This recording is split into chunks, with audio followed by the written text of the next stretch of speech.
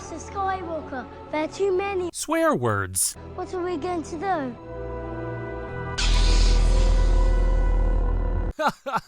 Terrific. This show contains some adult language and may not be suitable for younglings.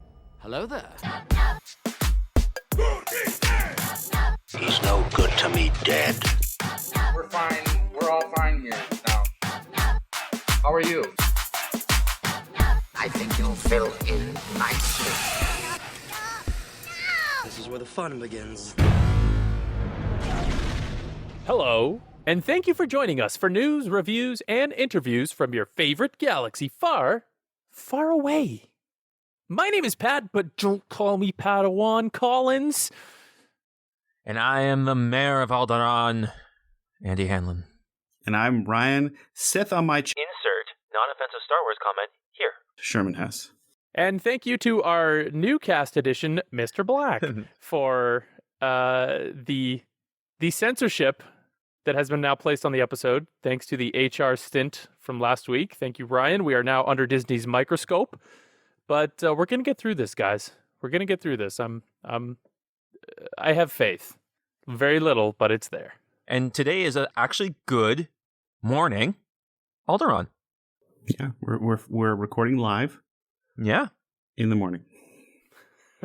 Yeah. This podcast is coming to you straight live, but it is just from the morning of whenever you're listening to Through the World Between Worlds.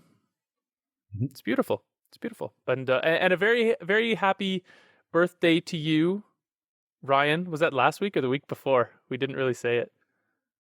It was like the 30th, March 30th. Oh, Jesus, we're late AF. Okay, well, happy birthday, man. It's all good. It's not so happy when you get past 30. It's all downhill from here. Or 35. I know. I feel like I'm technically not in my mid-30s. And Good try. Leave it vague enough. No, my 30s. Yeah, just Mr. Black. 30. I am 30 years old. Hello, young friends. What's cool and skippy these days? Hello, fellow kids. Are you down with the hashtags? I made a tick the other day. Are you a tweeter? I twittered and I twatted, but speaking of Twitter, we got some good news today, everybody. We got a lot of non-offensive Star Wars comment here. Oh, damn it. We can't cuss. Although I was saying to you guys, I was looking at our podcast numbers, and one of our best performing episodes so far is the St. Paddy's Day one, where we were all just gooned up on the hot sauce and just absolutely cussing every other sentence. It's outperforming most of our other episodes that I thought would have definitely been better than that one. But hey, the people have spoken and they like cussing. So Mr. Black, back off. You're going to see those numbers coming in. Our quarterly report will show that more cussing equals more downloads. So this is true. So what now, Mr. Black? News spinning headline now comes up. Good morning, Alderaan canceled forever. Good morning, Alderaan offends everyone. So what are we talking about today? What's on the council docket, as we say? So we get to learn a little bit of inside behind-the-scenes scoops as to why the baby of Darth Vader is not allowed to watch Daddy at work. Oh. We're also going to hear about some unlikely bedfellows between Star Wars and Looney Tunes that almost was. Ooh. Disney apparently, allegedly, without any proof, except for a couple of people said, yeah, I saw it. They tweeted about it. Disney creates a real lightsaber. Another step on their path to world domination. And with 1 month to go, just who should appear in the... Oh, wait. Am I supposed to say that? Yeah, sure.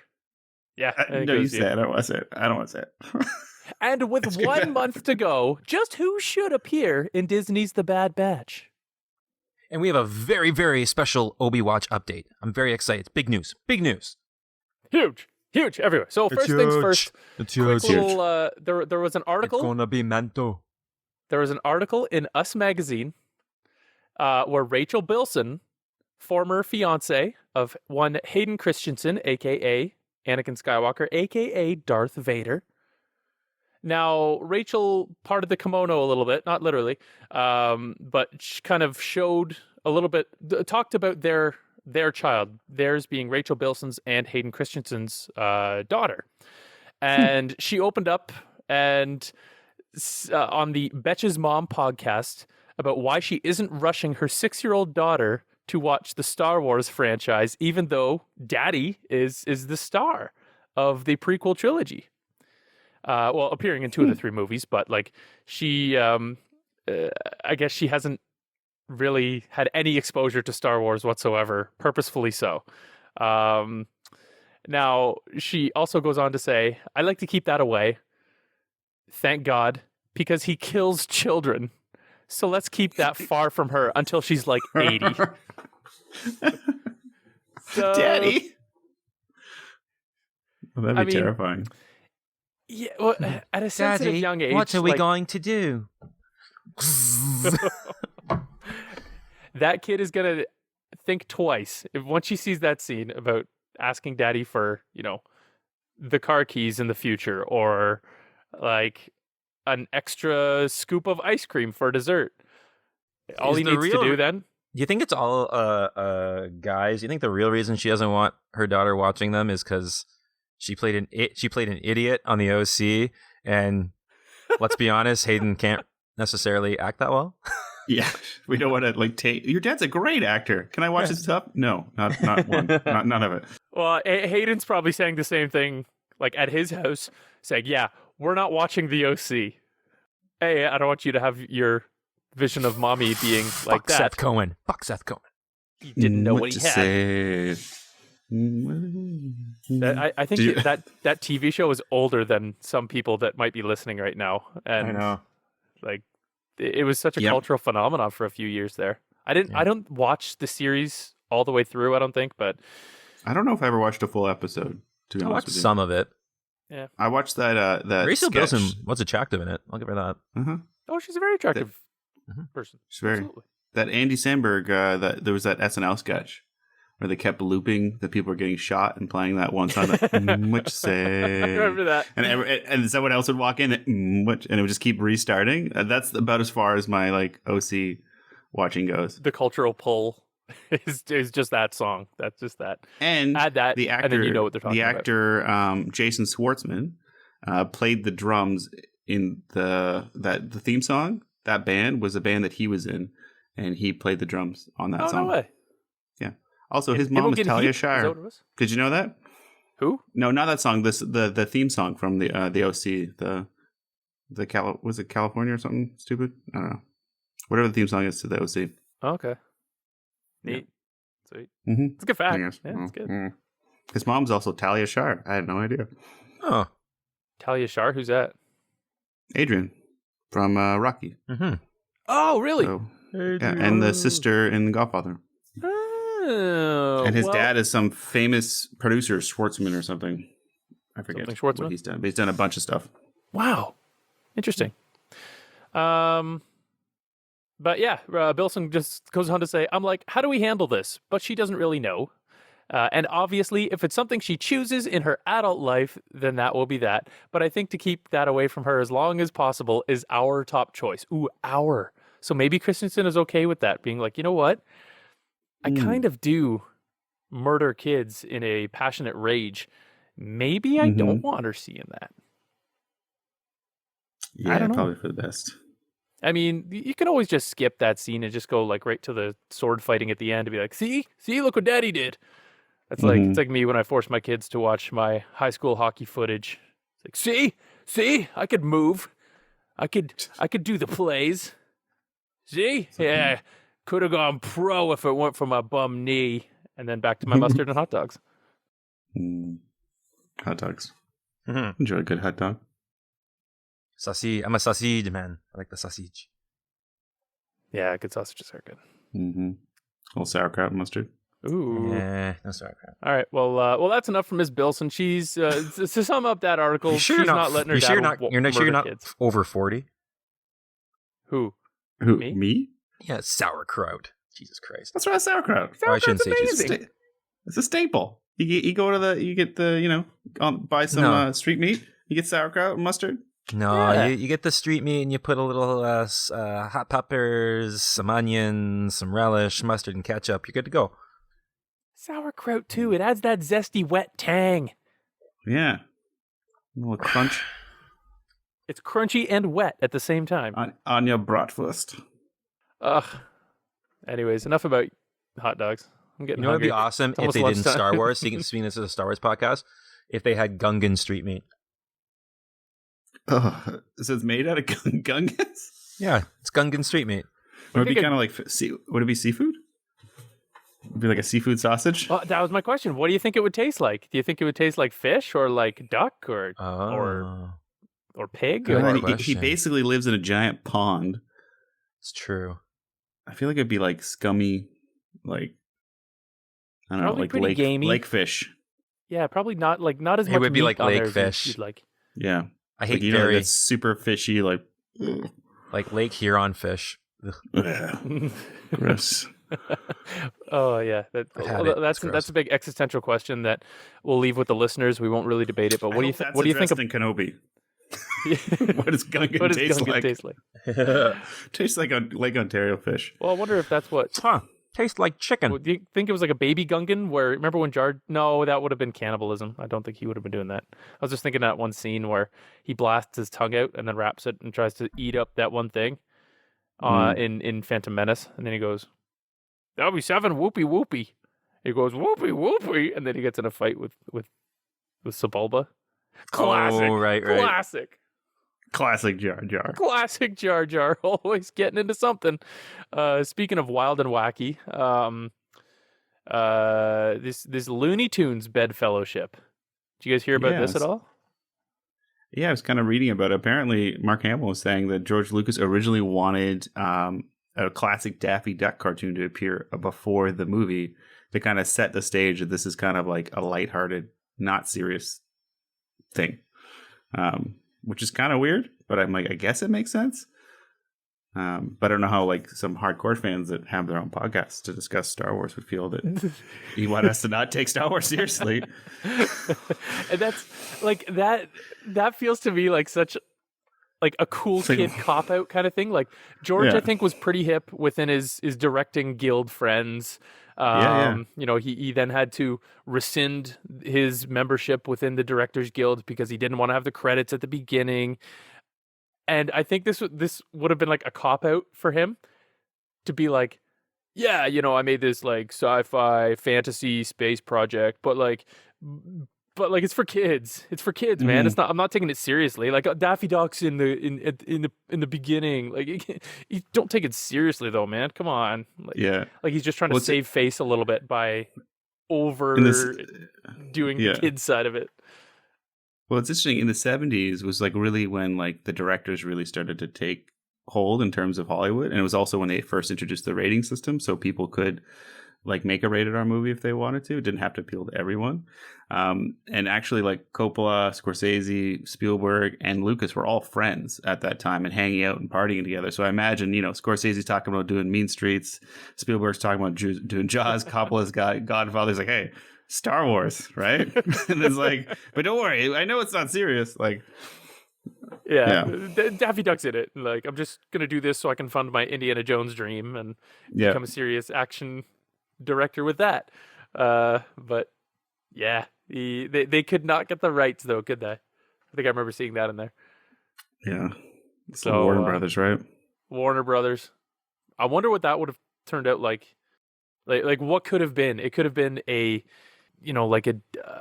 Well, I guess it was Fox, right? Did Fox release Star Wars? I think they did. But like that's likely where that kind of contracting where they Did the couldn't article get. say which Daffy Duck? Is it like Duck Dodgers or whatever? I think Oh, it I is did- Duck Dodgers. Oh, okay, yeah. Okay, so that's interesting. So Duck Dodgers was like Looney Tunes spoof on Buck Rogers, and that's Buck Rogers cereals is what inspired George. Yeah, true enough. Okay, that would make because sense. original Buck Rogers cereals that would show, I think, before movies. I don't know. That's where that opening crawl came from. He got that from that. It was like from the 1930s or something. Yeah, those like That's interesting. 10-minute previews that would just accompany the movie before the movie.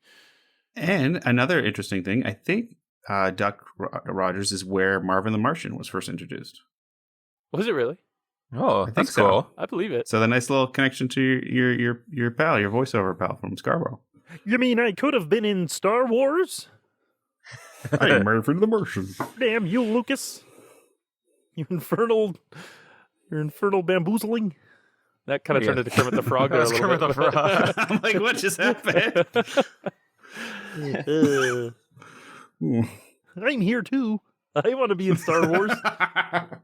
That's Guys, really good. Piggy, come on.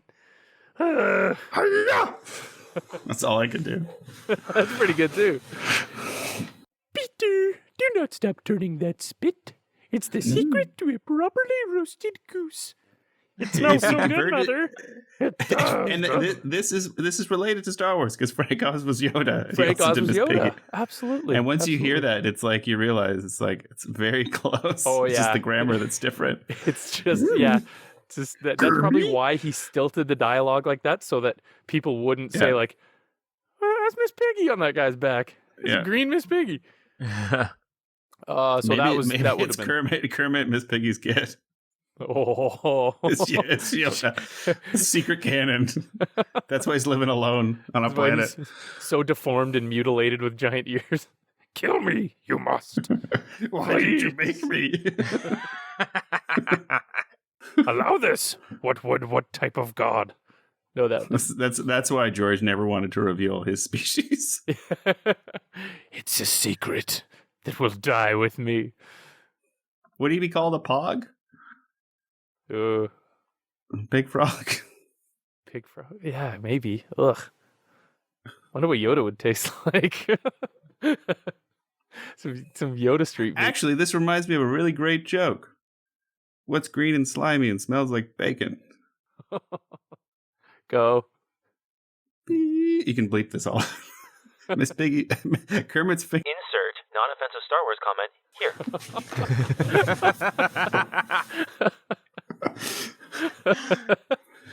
This is a Sunday morning, man.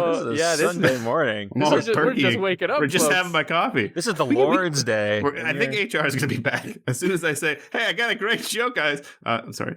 Can Can you step into my office again? This is your second strike in 1 week, man. getting too comfortable? Yeah. Played it too fast and loose. Incredible. Okay, what do we got next here? So Disney, allegedly, so says many people on the internet, has created a real working lightsaber.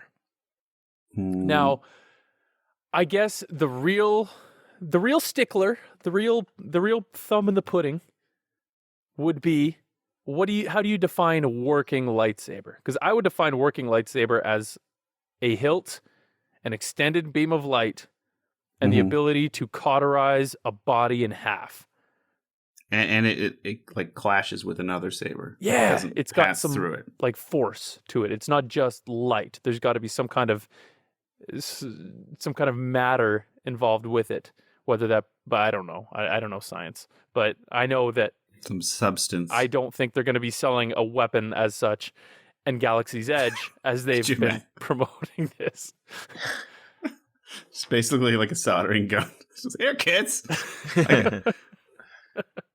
I guess they had those wood burning kits back in the day.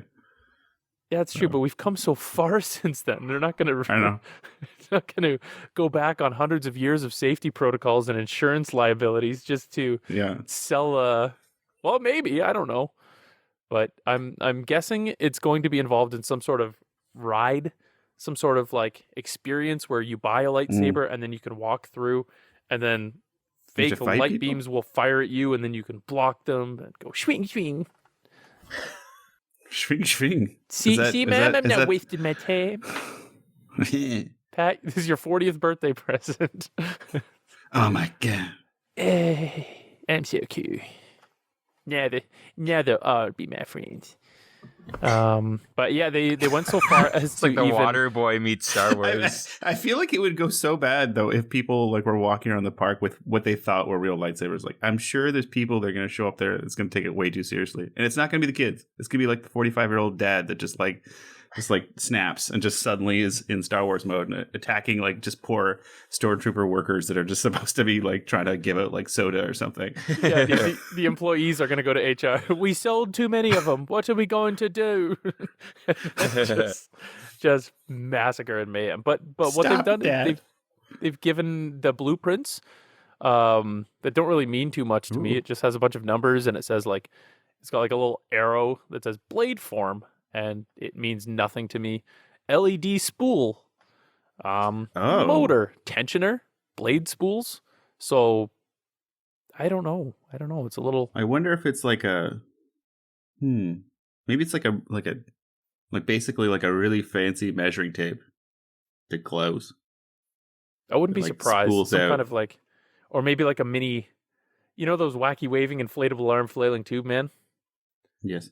If it's like one of those Just kind a of things, balloon. but just like a Just little a water balloon. just like a condom on the end of a fan that just like. But apparently, going to be selling these at Galaxy's Edge in the near future and there's no pictures of them yet. There's no proof. It's just that like, was that CGI? And it just imagining a bunch of children running around with glowing, blown up condoms. Glow in the dark dildos. It's like, yeah, this is a lightsaber design. Yes. My mom's got one of those beside her bed. How many awkward conversations have happened where a kid went rooting around their mom's bedroom and found what he thought was a lightsaber and was super excited to play with it with his friends? This is a weird lightsaber hilt. Why does it shake when I push the button? That's just the power of the saber. Yeah.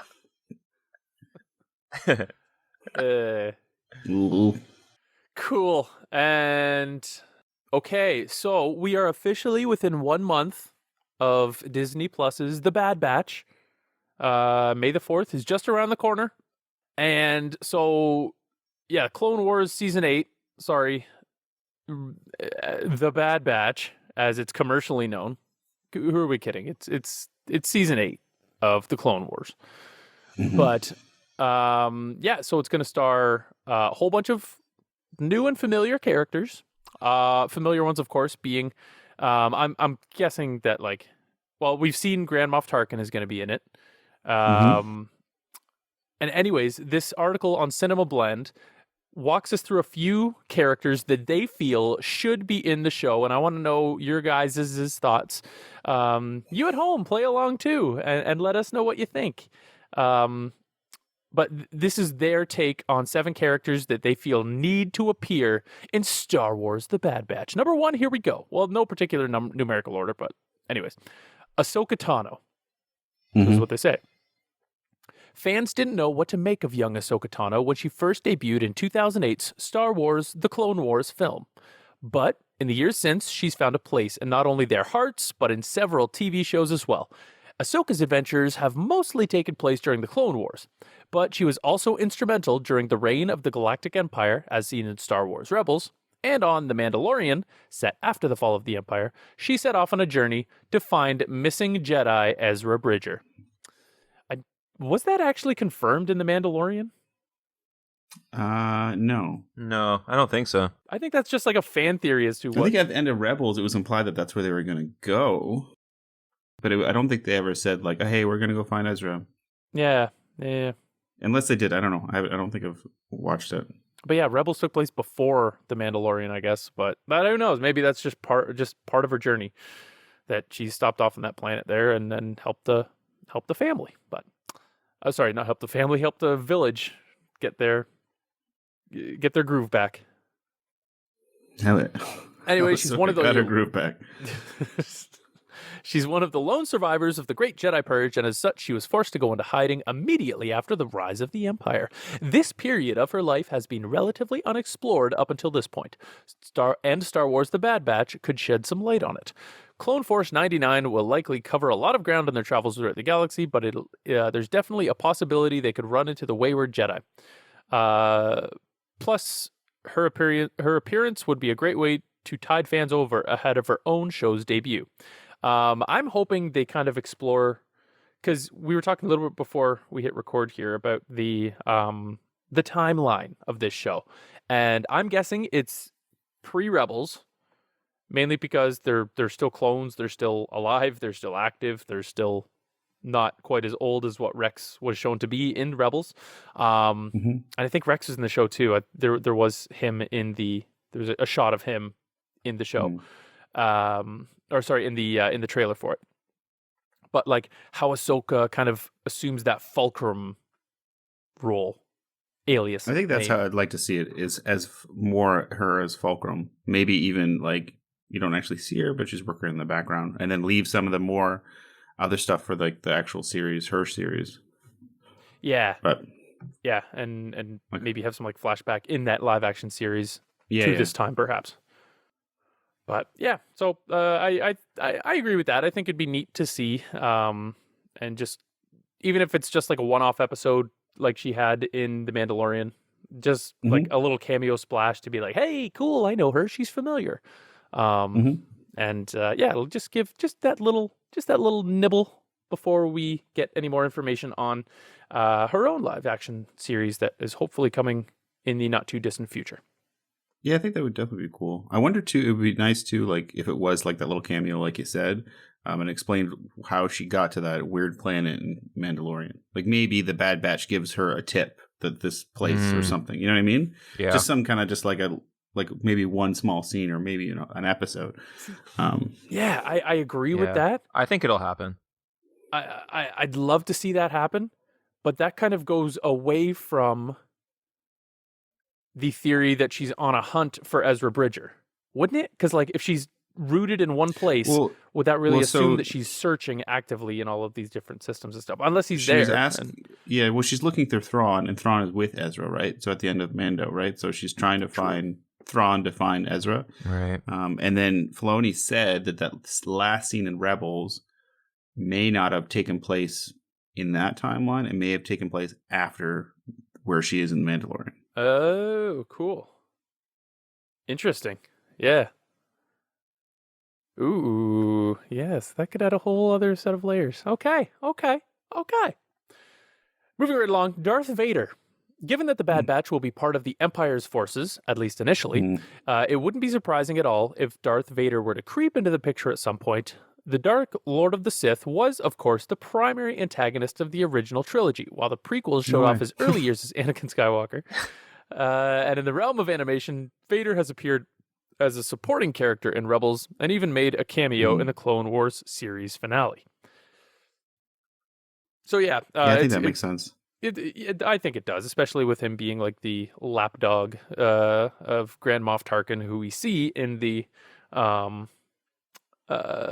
Wars, in the teaser trailer for the Bad Batch. So yeah, it goes on to say any potential Darth Vader appearance would likely be small, but he could still enter the story in a meaningful way. Based on the latest trailer, Grand Moff Tarkin will be watching Clone Force 99 closely and will even test them through some training exercises. Who's to say Darth Vader couldn't be present at one of those demonstrations on behalf of the Emperor? Whatever the case, there's plenty of potential for the iconic antagonist to appear in some capacity. I agree. I think having a little bit of Vader action would be neat in there, and I think again, handling this will tickle you where it counts. It could lead into some Obi-Wan interactions. Yeah, so I guess I think that'd be cool. Do you know the timeline of like Kenobi and this series? Like, I guess it's not totally clear. Do you think does it line up? Do you guys think? I have no idea. I don't know enough about Obi-Wan to know. I don't think they've released that, anyways, to say when it actually takes place. We just know it's somewhere after. I thought they said it was about like 10 years after Revenge of the Sith. Is what they're saying. Luke is like 10 then, right? Yeah. That sounds like it's correct. I think so. That would make sense. 10 years after he was born will make him 10. Okay. Yeah. really hard math here. Who knows? There could be all kinds of out. like leap years on Tatooine. We don't know. He could be like 12. Well, he got 2 sons, right? So maybe they age even faster. I'm 8 around one son, but I'm only 4 around the other. Yeah, how would you? Whatever. Never mind. So he's 6. Yeah, so he's 6. Actually, for this Bad Batch series, maybe you know, Pat, or Andrew, you know too. Like, did they ever? I know it's kind of discussed that, like, when did they transition from clones to regular troopers? Because I'm assuming that the stormtroopers in A New Hope are not clones, right? That'd be safe to assume, I would say. Maybe we'll find that out. That's what I mean. So I'm wondering if the Bad Batch, that would be an interesting thing to explore. Like, maybe with the Bad Batch, I'm assuming going rogue. Yeah, trying to like unite the clones and be like, hey, they're getting rid of us, you know. Let's all stick together. And they make their own little colony, kind of like the movie Minions, where they just nomadically bounce around from fierce employer to fierce employer. That's just what the stormtroopers are. They're just a bunch of minions, and they take off their helmet. This is Kevin. He's an idiot. Funko Pop like that. It's essentially what Funko Pop is. Just making minions out of iconic pop culture characters. But yes, moving right along. Thrawn, Grand Admiral Thrawn. I don't know if I agree with this. I think they're still going to tease him. I don't think they're really going to. I think he's still going to be a mystery. Kind of keep that veiled a little bit until like a live action release. I could be wrong, but that's just my own. That's just the Force talking to me in its own mysterious way. So I don't know. I could see it maybe as like a series finale stinger. Yeah, like or like an after red eyes in credits the kind of dark. Stinger. Yeah, like just like he says like one word or something, and then that leads into the Ahsoka series. Yeah. I imagine Disney like wants people to watch all these series, but then also wants to make it so that if you watch one on its own, you know what's going on. But then also that there are through lines through all of them to kind of inspire people to want to watch all the content. Yeah. So it's worthwhile marketing wise. For sure. And as I'm saying that out loud, this was a time period where Thrawn was starting to gain a little bit more influence and power in the timeline itself. Like he befriended and he went on missions with Anakin Skywalker in the great new Thrawn trilogy books that are out there. I think the second one in that series explores his relationship, and it goes back and forth where he works with Anakin Skywalker when he's like just getting found and discovered by the or just pre-discovered by the Empire. But then it bounces into the future where Darth Vader works with Thrawn on another mission, but no one knows, or no one is supposed to know, that Anakin is Vader. So, but it's kind of hinted that Thrawn actually does kind of know, just based on, he's a master of deduction and just would have looked at the art in Darth Vader's bathroom and realized, hey, you're Anakin. But yeah, so it maybe I'm now just a bunch of nude Padme sketches. Wait a minute. Oh man. You're not supposed to see those. Yeah, and a couple like anti-sand brochures out there too. I guess I never thought about that. It's an interesting point you bring up that they hid that Anakin was Darth Vader to the rest of the galaxy. Yeah, part of me feels like it would be almost more powerful to say that like one of the greatest Jedis was turned to a Sith. But maybe the mystery of Darth Vader is more scary. I don't know. I think because no one knows, right? No one knows. Yeah. I guess that's what we're saying, right? No one knows. Because even Ahsoka, right? Like she only realizes it's him after she kind of cuts the helmet partially, right? I think so. Or like feels maybe in the Force a little bit and just like eventually I think she knows he's Vader when she goes to fight him initially. Right. Because she makes a comment of something about her former master. Yeah, like I won't leave you again or something. Oh, and then so she knows somehow, whether she can sense it through the Force or Obi-Wan communicated with her or someone had told her. But I think as like the larger thing, I don't know. Like, would Bail Organa, as an example, would he know that Vader is Anakin? Maybe not. If Obi-Wan said he killed him, if he said I killed Anakin because he turned. I guess he might, because he was at that discussion at the end of Revenge of the Sith. Yeah, that's why they. Oh, yeah, he would know because they put the kids in hiding. But like, yeah.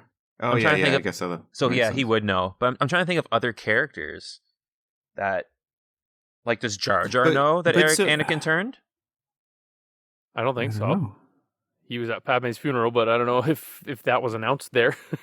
But Since you brought up that kind of when they're discussing where to put the kids, are they discussing it in the context that they know Darth Vader is Anakin and that he's going to search for the kids, or that Palpatine might search them out? I think they reference Palpatine specifically. yeah, Because I To feel hide like him from the Emperor's Obi-Wan presence. doesn't really know, because Obi-Wan's assuming that he killed Anakin, right? I think so. Good Yeah. point. That's a very good point. I think he does. Right? Which will be interesting in this series. I think we're going to get a lot of information because I'm wondering if they're going to touch on, like, if he's so removed on Tatooine, does he actually know for the past 10 years that Darth Vader has been, like, ruling the galaxy? Do you know what I mean? Like, he may have no idea, and all of a sudden, news comes to light. Someone ends up on Tatooine, or something happens, and he's just like, I thought he was dead. So maybe he's going back to finish the job, because we keep talking about this idea that he's going to go appeal to Anakin's goodness. I've brought that up a lot. Yeah. Maybe he's going to go back to try to finish the job, but then isn't able to do it again, or something happens where he can't do it, right? Or he hears about Darth and he thinks, and that's how he kind of figures, like, maybe this is Anakin, maybe it's not. I'm going to go. Yeah, the interesting thing that you brought up, Tatooine being separated, like, it is mentioned in New Hope that it's not under the Empire's jurisdiction, right? It's controlled by the Hutts. So maybe that's like, it's more seedy, but then maybe that also gives him, it's even more, he's more insulated from what's the Empire's doing. Well, in episode 1, they talk about that too. Because Watto, Republic credits are no good here, right? Yeah. That's pre-Empire, though. Oh, it's true. It is pre-Empire. And I think they're pretty aggressive with their expansions. Right. But it's just interesting how Darth Vader, like, does he ever end up back on Tatooine? Because it would actually be cool if Darth Vader goes to Tatooine. And that's why the battle happens, is that Obi-Wan is just trying to throw him off the scent of Luke. Mm-hmm. And if they have Maul in it, and somehow maybe Maul, kind of like, maybe Maul goes to Vader and the Emperor. Maybe that's his way of, like, getting back in their favor. I don't know. Well, he's already, like, a kind of a crime lord at that point. Or has he been kind of kicked out when he fights Obi-Wan? But he's on Tatooine. If you look at Solo, if you watch the movie Solo, he's communicating, and then they allude to the gangsters on Tatooine. There's a job with gangsters on Tatooine. So I assume in that movie they're referring to the Hutts. Yeah. But I think Maul's on Tatooine. I think the Book of Boba Fett will illuminate a lot of the past dealings of the Red Sun, I think it's called. Red Sun crime syndicate. Crimson Dawn? Was it Crimson Dawn? Or something Crimson Dawn is like something else. It's one of those three. I think there's like three. There's Black Sun, Crimson Dawn, the one gang that they deal with in the Clone Wars in the last season. I can't think of it right now. Is it in Rebels where him and Obi-Wan fight? Maul and Obi-Wan? Yes. Again? Yes. And is he still the head of the crime syndicate at that point, or is he kind of like disillusioned and kind of kicked out? I don't think they really mention it at that point, because that's like a huge flash forward scene where I remember feeling like it was a little bit out of place almost in the context of what was going on at the time. Like, I think it...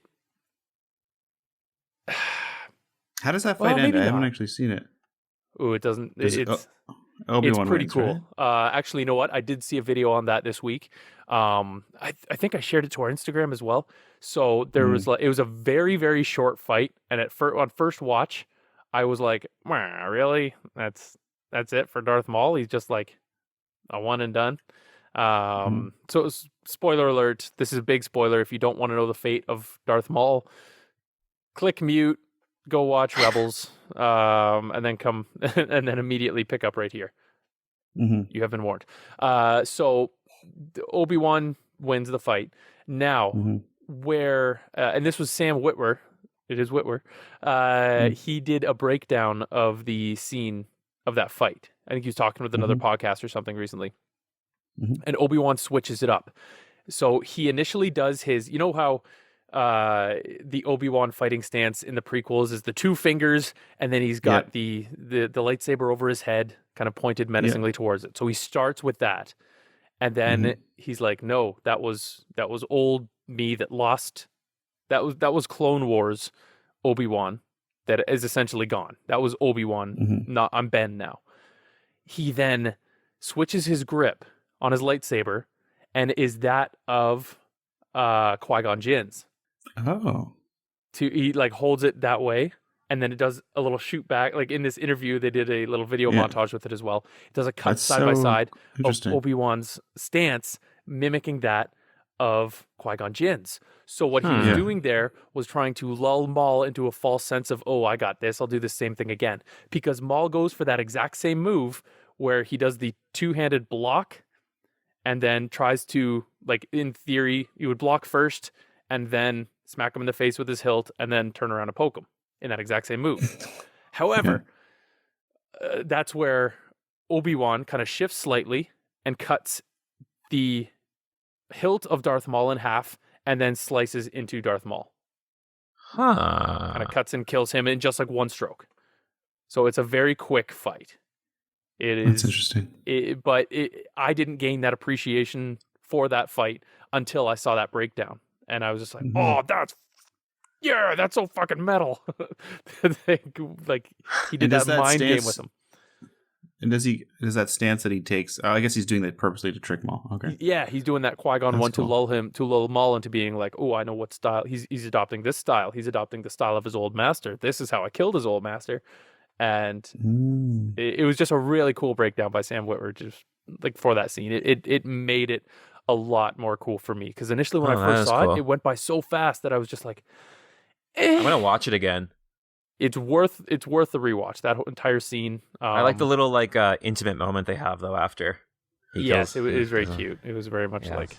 Do you guys think they'll revisit that scene in Kenobi, or they'll kind of let it be its thing on Rebels? I wouldn't be surprised if it's like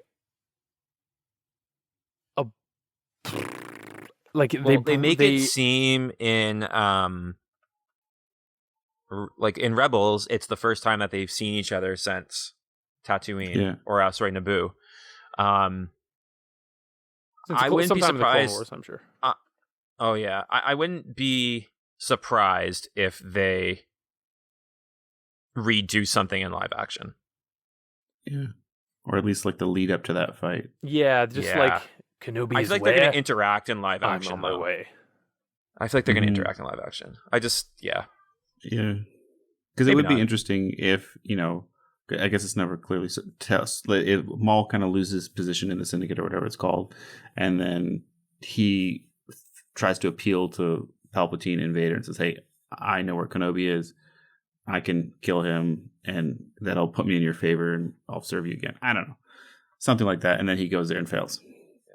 One last piece of news for Obi-Watch is there was a prep photo released in which Ewan McGregor is growing out the beard, and he's growing his hair, which everyone thinks he's going to have like the Alec Guinness look, which I'm sure he'll be more salt and pepper in this version.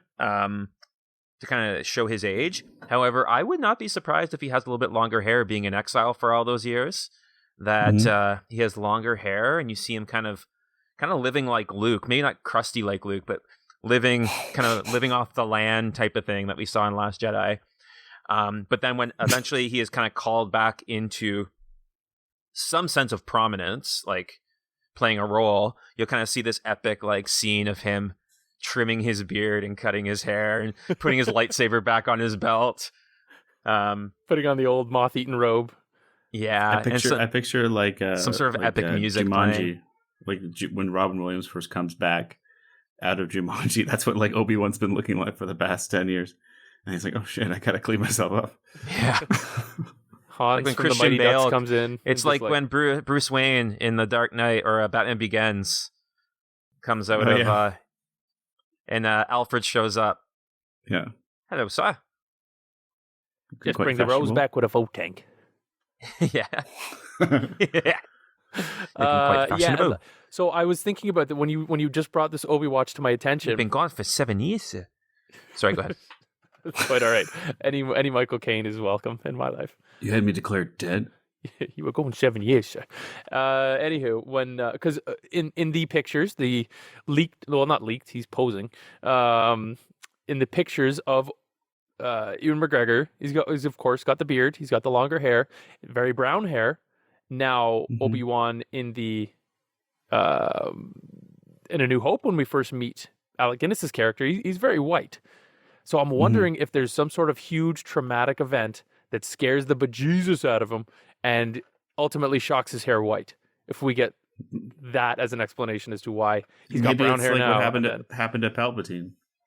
You know, Palpatine looked kind of normal and then looks like a troll, and it's like, why does he look like that? It's like, because he got zapped with his own force lightning. His own force lightning. Yeah, they go back and So they explain that a little. becomes a troll, but Obi-Wan becomes a better looking.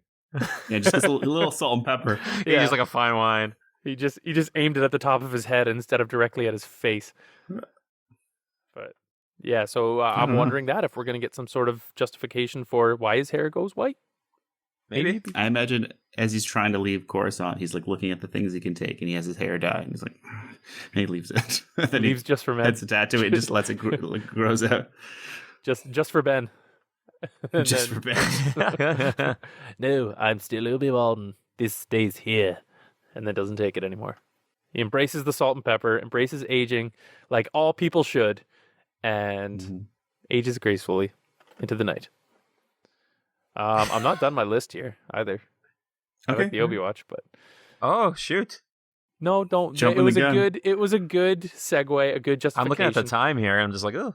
Oh, better speed it up. Shoot. We'll nail these real quick. Kanan Jarrus. Maybe. Maybe. I think his story is nice and complete and was wrapped up in the Rebels. I think some characters need to just stay in their lane, stay there. Not that I'd be upset about a Kanan appearance. I just think he's done his part. He said his piece, and he's good. I'm happy, and he's got a nice little bow on him. I don't know if you all feel different, but hey. Another fun one would be Hondo Onaka.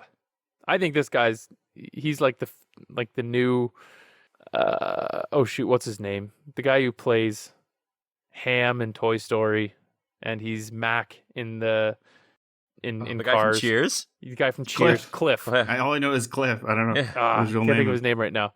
But I think Hondo is kind of like the new him, where he's just going to appear in new Star Wars media all going forward. He's just such a fun addition. A lot of people say that Johnny Depp should play him in a real life role, just because he's a space pirate, and Johnny Depp is best known as a sea pirate. It's John Ratzenberger. John Ratzenberger, that's his name. That's right.